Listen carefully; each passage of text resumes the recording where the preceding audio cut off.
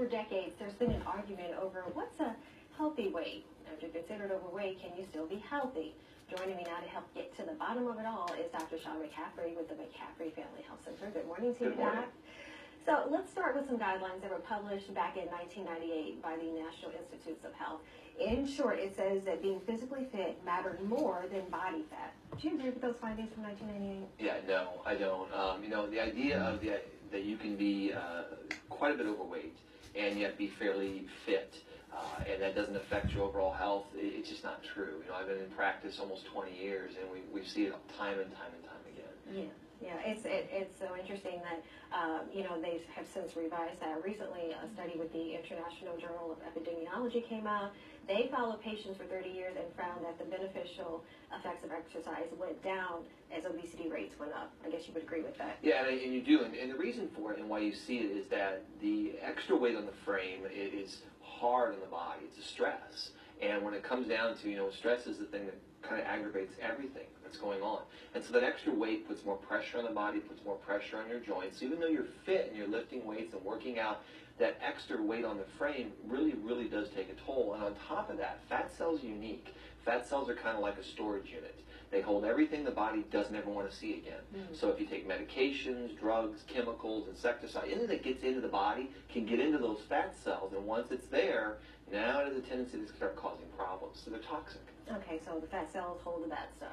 Now, I just want to clarify, we're not saying everyone needs to be a size 2 or a size 0, because of course some people have, underlying medical conditions, thyroid disease or diabetes, things like that. But how do we know what is a healthy weight for us? As a ballpark, one of the tricks I use in my practice, because we do so much with weight loss, I have people take their middle finger and their thumb and you go around your wrist. And this is a very old way of telling what frame structure are you. So I'm a medium frame, you're almost a small frame because you overlap. Someone who wouldn't touch would be considered a large frame. So you could take a height, for example, say a female that's roughly 5'7".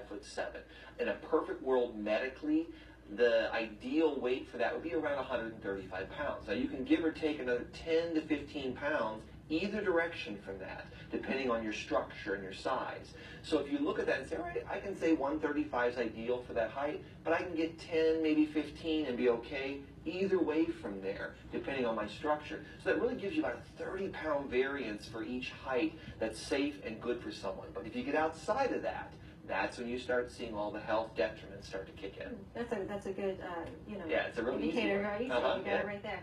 Another study shows that there's a direct link between increased levels of body fat and higher levels of inflammation, regardless of your level of physical fitness. And then we talked about inflammation before. Yeah, it goes right back to that toxicity thing we were discussing. Excess fat cells store things, and those things they store kick off inflammatory reactions in the body. Cytokines, prostaglandin type things get kicked in, and all of a sudden the body gets all this inflammation. And inflammation, we know, is tied to diabetes, heart disease, cancer, stroke risk, all these bad things that the body goes through. Inflammation is the key. So if you can limit that, you really can help the body a lot. And I was reading an article on Fox News this week, and it talked about the fat cells. That they're pretty much like what you said. They're toxic factories, just holding on to all that bad stuff. How long can we hold on to that bad stuff in our bodies? Well, think of it like a toxic waste dump. When you've got these barrels that have been sitting there too long, and you see them all the time in movies where they're oozing stuff out and leaking. That's kind of what's going on here, right? You've got this fat cell that's kind of slowly letting stuff out into the body, and that's what becomes inflammatory and aggravates everything inside.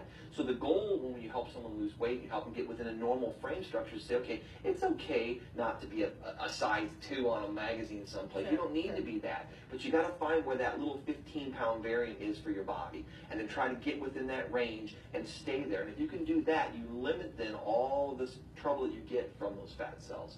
Now, I know you guys do weight loss clinics at your practice once a month. Talk about why you stress, healthy eating even more than exercise. Because exercise is important in the sense that it's trying to get the body oxygen and get it stronger and physical. But when it really comes down to it, the fuel you put into the car is what it has to run on. And if you're giving it very poor things, then the body struggles. Because a lot of our diet, our food, is inflammatory.